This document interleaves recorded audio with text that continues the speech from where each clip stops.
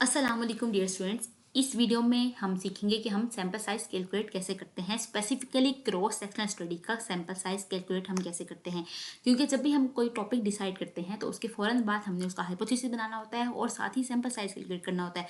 क्योंकि आपको पता होना चाहिए कि आप कितने लोगों पे स्टडी कर रहे हैं। मतलब अगर आपने सैंपल डिसाइड कर लिया कि मेडिकल स्टूडेंट हमारा सैंपल है, लेकिन सैंपल साइज जब तक आप डिसाइड नहीं करेंगे तब तक आप अपनी स्टडी स्टार्ट नहीं कर सकते, क्योंकि आपने डाटा कलेक्शन भी उसी सैंपल साइज से करना है। अब आप ये जहन में टॉपिक आ रहा होगा कि हम सैंपल साइज क्यों कैलकुलेट करते हैं।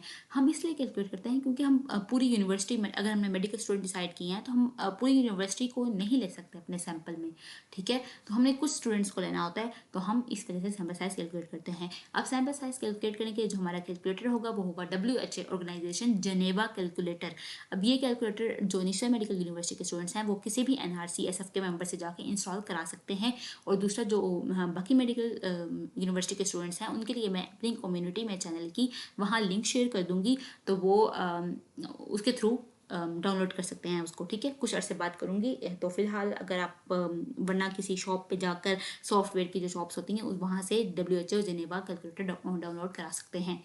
ओके, अब हम स्टार्ट करते हैं। सबसे पहले मैं आपको दिखाऊंगी कि जेनेवा कैलकुलेटर हम कैसा दिखता है। ये देखिए, ये अब है सैंपल साइज कैलकुलेटर।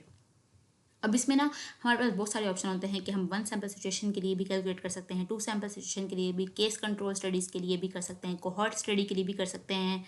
इसके अलावा हम लो क्वालिटी जो एश्योरेंस सैम्पलिंग है उसके लिए कर सकते हैं, इंसिडेंस रेट स्टडीज़ के लिए कर सकते हैं। ये अलग अलग स्टडीज़ की टाइप्स हैं, उनके लिए हम टेस्ट अप्लाई करने की यहाँ पर मेरे पास ऑप्शंस हैं। लेकिन जो हम ऑप्शन क्लिक करेंगे वो है हमारा कॉन्टीन्यूस रिस्पॉन्स वेरिएबल्स, जिसका हम करेंगे 7.2B। ओके, क्योंकि हम 2 साइडेड देख रहे होते हैं, क्रॉस सेक्शनल स्टडी हम लेकर चल रहे होते हैं। तो अब हमने करना है यहाँ पे क्लिक एग्जाम्पल पे और फिर एवेल्यूएट पे क्लिक करना है। अब हम यहाँ देखेंगे कि हमें क्या क्या चीज़ें रिक्वायर्ड होती हैं एक सैंपल साइज कैलकुलेशन के लिए। सबसे पहले हमारा level of significance. Level of significance ये होता है कि फॉर एग्जाम्पल हमारी स्टडी ये है कि जो जिन लोगों को स्ट्रेस होता है वो स्ट्रेस की वजह से हमारा fasting blood glucose level high हो जाता है और उसकी वजह से हमारा HbA1c लेवल हाई होता है। ये हमारा हाइपोथेसिस है और यही हमारा टॉपिक है। अगर आप इसे टॉपिक को वर्डिंग में करें कि effect of stress on fasting blood glucose and HbA1c level. ठीक है, तो ये हमने देखा क्योंकि मतलब हम ये क्यों पैरामीटर्स हैं कि स्ट्रेस लीड करता है प्री डायबिटीज़ की तरफ, और प्री डायबिटीज़ को मेजर करने के लिए हमें 2 पैरामीटर्स हम इस स्टडी में इंक्लूड कर रहे हैं, एक फास्टिंग ब्लड ग्लूकोज लेवल और दूसरा हमने किया HbA1c। ठीक है, और अब हम स्टार्ट करते हैं। अब हम लेवल ऑफ सिग्निफिकेंस का मतलब ये है कि 5% एरर के चांसेस हैं, यानी कि हम यहाँ पे हमारा हाइपोथेसिस ये बना हुआ है कि जो लोग जिनको स्ट्रेस होता है उनकी वजह से उनका fasting blood glucose level high हो जाता है, HbA1c हाई होता है और वो प्री डायबिटीज़ का शिकार हो जाते हैं। ये हमारा हाइपोथेसिस है। लेकिन हम अगर हाइपोथेसिस को रिजेक्ट कर दें, वो ये मतलब अपने हाइपोथेसिस को रिजेक्ट कर दें, तो फिर वो क्या होगा, उसका मतलब स्ट्रेस, जिन लोगों में स्ट्रेस होता है उनमें फास्टिंग ब्लड ग्लूकोज कम होता है और HbA1c कम होता है और वो प्री डायबिटिक नहीं होते। तो ये हमारे हाइपोथेसिस से उलट हो जाएगा। तो इसका मतलब यह है कि 5% लोगों में एरर का चांस हम रखते हैं और वो नॉर्मल होता है, क्योंकि 100% चीज़ कभी भी कोई नहीं होती सही। कोई भी टॉपिक आप सेलेक्ट करते हैं वो 100% लोगों पे अप्लाई नहीं हो रहा होता। अब पावर ऑफ टेस्ट ये होती है कि 90 या 95% हम रखते हैं, यानी कि हमारा 90 या 95% हाइपोथेसिस ठीक होता है। हम यहाँ 95% भी यूज़ कर सकते हैं और 90% भी। और अब हमारी जो मेन चीज़ है वो होती है स्टैंडर्ड डेविएशन। अब ये स्टैंडर्ड डेविएशन हमें कहाँ से मिलता है? हमारा जैसे ये टॉपिक है स्ट्रेस, HbA1c। अब देखिए हमारा है topic main effect of stress on pre diabetes. ठीक है, तो अब हम प्री डायबिटीज़ किस पैरामीटर्स पे चेक करेंगे? वो होगा हमारा HbA1c और फास्टिंग ब्लड ग्लूकोज। ऐसे ही हम स्ट्रेस किस लेवल पे चेक करेंगे? स्ट्रेस के लिए हम कोई स्केल यूज़ करते हैं। ठीक है, और स्केल हम डाउनलोड करने का तरीका किसी और वीडियो में सीखेंगे। तो अब हम बात करते हैं, हमें कोई ऐसा आर्टिकल सर्च करना है जिसमें इन पैरामीटर्स में से कोई से 2 पैरामीटर्स का हमें मीन और स्टैंडर्ड डेविएशन मिल जाए। वजह क्या है? एक हम फॉर एग्जांपल मैं आपको एग्जांपल देके बताती हूँ। जो हमारा टॉपिक है stress, effect of stress on pre diabetes. ठीक है, अब हम या तो ऐसा आर्टिकल हो जिसमें स्ट्रेस की हमें वैल्यूज़ हो, यानी कि मीन और स्टैंडर्ड डेविएशन स्ट्रेस का दिया हो, और दूसरा जो हमारा पैरामीटर है यानी कि प्री डायबिटीज़। अब या तो हमारे पास प्री डायबिटीज़ हम किन चीज़ों पर मेजर कर सकते हैं? फास्टिंग ब्लड ग्लूकोज देखेंगे, HbA1c देखेंगे, रैंडम ब्लड ग्लूकोज देख सकते हैं, OGTT देख सकते हैं। ये 4-5 चीज़ें हम देख सकते हैं। तो इन 4-5 चीज़ों पे अगर हमें एक चीज़ भी मिल जाती है या 2 चीज़ें मिल जाती हैं, यानी कि HbA1c का मीन और स्टैंडर्ड डेविएशन हमें चाहिए, और स्ट्रेस का मीन और स्टैंडर्ड डेविएशन चाहिए, या फास्टिंग ब्लड ग्लूकोज का मीन और स्टैंडर्ड डेविएशन चाहिए, ताकि हम इस कैलकुलेटर में उनकी वैल्यू पुट कर सकें और हमारा सैम्पल साइज आ जाए। अब आप ये कहेंगे कि हम तो किसी की डाटा चोरी कर रहे हैं किसी आर्टिकल से। नहीं, ये ऐसे नहीं होता। ये बात इस तरह होती है कि मतलब फॉर एग्जांपल किसी दूसरे इंसान ने उस रिसर्चर ने उस टॉपिक पे रिसर्च की और उसके जो मीन और स्टैंडर्ड डेविएशन आया उसका ये आंसर आया। अब हमने उसके मीन और स्टैंडर्ड डेविएशन को यूज़ करते हुए अपना सैम्पल साइज निकाला है, और इस वजह से हम अब इस कैलकुलेटर को यूज़ करने के काबिल हुए। ठीक है, अब हमने फॉर एग्जांपल हमारा टॉपिक जो था वो टॉपिक की बात कर ली। मैं अब आपको ना अपना आर्टिकल दिखा देती हूँ। मैंने आर्टिकल सर्च करने का तरीका पिछली वीडियो में बताया था, और वो डिटेल में बताया था, तो आप वो वीडियो देख सकते हैं कि आप आर्टिकल कैसे सर्च करते हैं। अब देखिए, हमारा ये टॉपिक है HB identifies subject with pre diabetes. ठीक है, मतलब जिसका HbA1c होगा हाई होगा तो वो प्री डायबिटिक होंगे, और जिनका HbA1c लो होगा वो प्री डायबिटिक नहीं होंगे। ये सिंपल सी बात है। तो अब हमने देखना है कि जाकर सबसे पहले ना आप किसी भी आर्टिकल का जब सैम्पल साइज से कोई मीन और स्टैंडर्ड डेविएशन की वैल्यूज़ उठा रहे हैं तो सबसे पहले आपने ये करना होता है, उस आर्टिकल के रिजल्ट्स देखने होते हैं। तो मैं आपको थोड़ा सी यहाँ इसके रिजल्ट्स दिखाती हूँ। रिजल्ट्स में एक चीज़ दिखाती हूँ जो इम्पोर्टेंट है। देखें, अब इन्होंने एक मिनट,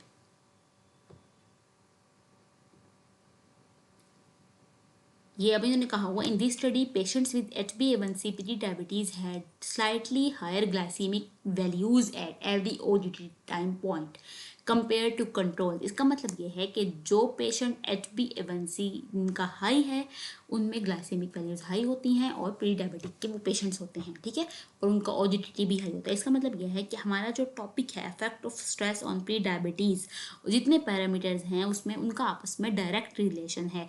यानी कि जिनका HbA1c ज़्यादा होगा वो प्री डायबिटिक होंगे, जिनका HbA1c ज़्यादा होगा उनका फास्टिंग ग्लूकोज भी ज़्यादा होना चाहिए। ठीक है, तो हमारे पास वो इसका रिजल्ट ऑलमोस्ट उसी से मिलता जुलता है। तो हम इस आर्टिकल की वैल्यूज़ आसानी से यूज़ कर सकते हैं। ऐसे ही अगर आपका टॉपिक होता क्या मतलब ओबीस पर्सन है, उनका डिप्रेस्ड हैं, तो हम उसके रिजल्ट्स देखते कि वाकई ही उसके रिजल्ट्स में कोई भी आर्टिकल हमने सर्च किया उसके रिजल्ट्स देखते कि वाकई ही मतलब वो पेशेंट उनका जो आर्टिकल का रिजल्ट निकला है उनमें ओबीस पर्सन डिप्रेशन का शिकार थे, तब हम उस आर्टिकल की मीन और स्टैंडर्ड डेविएशन की वैल्यू यूज़ कर सकते हैं। अब हम यूज़ करते हैं मीन और स्टैंडर्ड डेविएशन की वैल्यूज़। ठीक है, ये हमारे पास हमारे काम का जो टेबल है वो ये वाला है, ये देख रहे हैं आप। अब ये हमारे पास फास्टिंग ब्लड ग्लूकोज की वैल्यू है। फास्टिंग ब्लड ग्लूकोज मतलब हमने फास्टिंग ब्लड ग्लूकोज में हमने चेक जो मतलब जो लोग फास्टिंग ब्लड ग्लूकोज का शिकार थे उनकी हमने HbA1c देखी। ठीक है, जो कंट्रोल्स मतलब जिनका फास्टिंग ब्लड ग्लूकोज नॉर्मल था उसमें हमने HbA1c की वैल्यू देखी, इस आर्टिकल के अकॉर्डिंग आपको बता रही हूँ। और जो प्री डायबिटीज़ के शिकार थे उसमें हमने HbA1c की वैल्यू देखी, और इस आर्टिकल का रिजल्ट यही है कि जिनमें जो प्री डायबिटीज़ के शिकार थे उनमें HbA1c ज़्यादा था। ठीक है, तो हम ये वैल्यूज़ यूज़ कर सकते हैं। हमने नॉर्मल फास्टिंग ग्लूकोज वाले लोग लिए और जो जिनका फास्टिंग ग्लूकोज हाई था वो वाले लोग लिए।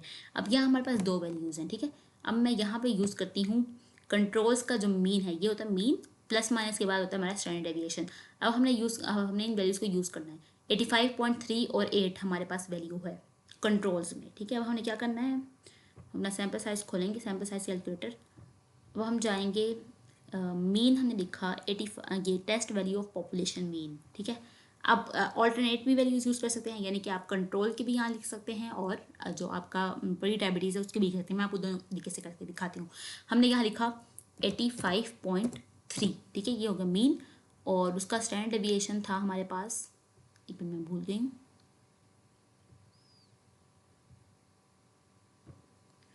हमारा उसका स्टैंडर्ड डेविएशन था 8। ठीक है, तो हम यहाँ लिखेंगे 8। हमारे पास वेरिएंस खुद ही डबल होके आ जाएगा, ये होता है वेरिएंस, ये हमारे पास खुद डबल होके आ गया।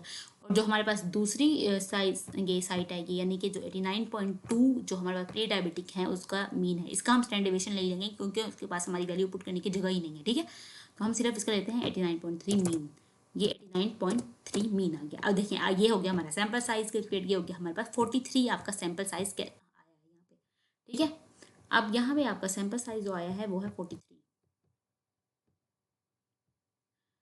तो अब फॉर एग्जांपल आपका 43 सैम्पल साइज है और आपने दो ग्रुप्स बनाए हैं। एक वो ग्रुप है जिनका स्ट्रेस लेवल हाई है और एक वो ग्रुप है जिनका स्ट्रेस लेवल लो है।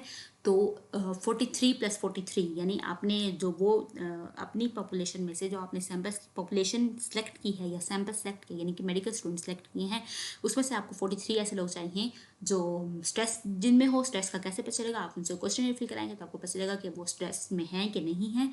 तो आप 43 ऐसे लोग लेंगे जो स्ट्रेस में हैं और 43 ऐसे लोग लेंगे जो नॉन स्ट्रेस्ड पीपल हैं। तो ये 43 + 43 करके आपके पास 86 फॉर एग्जांपल यहाँ पे आपका बनेगा पूरी पॉपुलेशन का सैंपल साइज, ठीक है। सैंपल साइज हम डबल करेंगे ना, एक ग्रुप का 43 दूसरे का 43 उसे कैलकुलेट कर लेंगे, ठीक है। ये हो गया एक तरीका। और आपका सैंपल साइज मैं आपको बताऊं इतनी रेंज में होना चाहिए यानी कि 30 से अबव हो और 100 से नीचे नीचे हो, क्योंकि आप जब अंडर ग्रेजुएट लेवल पर स्टडी कर रहे होते हैं तो टोटल जो आपका सैंपल साइज होता है 43, तो एक ग्रुप का हो गया ना, एक दूसरे ग्रुप का जब 43 + 43 करके 86 आ रहा है, तो टोटल आपका होना चाहिए मतलब 150 130 या 100 से भी नीचे होना चाहिए तो बेस्ट रहेगा। वरना एक ग्रुप का मतलब 100 से नीचे हो और 30 से ऊपर हो तो भी ठीक है। लेकिन अंडर ग्रेजुएट लेवल पे यही कहा जाता है कि टोटल जो सैंपल साइज है यानी 43 + 43 86 आ रहा है ये भी ठीक है, 106 आ जाए 120 आ जाए, ये इनफ होते हैं। इससे ज़्यादा आप सैंपल साइज नहीं ले सकते अंडर ग्रेजुएट लेवल की स्टडी के लिए ख़ास तौर पे, क्योंकि वो संभालना मुश्किल हो जाते हैं, ठीक है। आगे एनालिसिस करना होता है तो उसके लिए मुश्किल हो जाते हैं। तो मैं आपको ऑल्टरनेट वैल्यूज पुट करके भी दिखा देती हूँ। यहाँ पे हमने 89.3 मैंने गलती से पुट कर दिया, 89.2 भी करके देख लेते हैं, वही आंसर आएगा 45, ठीक है। चलें, अब यहाँ पे हमने स्टैंडर्ड डेविएशन पुट किया उलट। अब हमें क्या करना है, इसकी वैल्यू उलट कर देंगे, इसको डिलीट करें सबको। अब यहाँ पे हम पुट कर रहे हैं मीन। देखिए पहले मैंने सिर्फ इसका पुट किया था नॉर्मल वाली चीज़ों का मीन और स्टैंडर्ड डेविएशन। अब मैं इसको क्या कर रही हूँ, मैं कर रही हूँ यहाँ पे 89 मैं प्री डायबिटिक वाली पुट करी 89.2 और 6.2 पुट करूँगी मैं। यहाँ मैंने पुट की 89.2 और 6.2, ये स्टैंडर्ड डेविएशन की वैल्यू है 6.2, ठीक है। एंटिसिपेटेड पॉपुलेशन मीन मैंने अब चेक करनी है तो ये है 85.3, मैं यहाँ पुट करूँगी 85.3। अब देखें 27 सैंपल साइज आ गया, तो इस रैंक का 27 भी आ सकता है। आप यहाँ पे अब 95 भी आप कर सकते हैं, मैंने कहा 90 या 95 दोनों पुट तो आपका सैंपल साइज 33 आ गया। तो इस तरह आपकी वैल्यूज चेंज हो जाती हैं। तो ये तरीका था सैंपल साइज कैलकुलेट करने का और ये बेस्ट तरीका है क्रॉस सेक्शन स्टडी के लिए। आप अपनी जो भी आप स्टडी करें आप उसको करके देखें, मतलब इसमें वैल्यूज पुट करके देखें, आपके आंसर बहुत अच्छे आएंगे, ठीक है। अभी के लिए अल्लाह हाफिज़। मैं नेक्स्ट वीडियो में आपको इंशाल्लाह मिलूंगी और उसमें मैं आपको साइनॉप्सिस का तरीका थोड़ा सा सिखाऊंगी। तो टॉपिक सिलेक्शन कैसे करना है वो मैं आप पिछली वीडियो में देख सकते हैं। Thank you.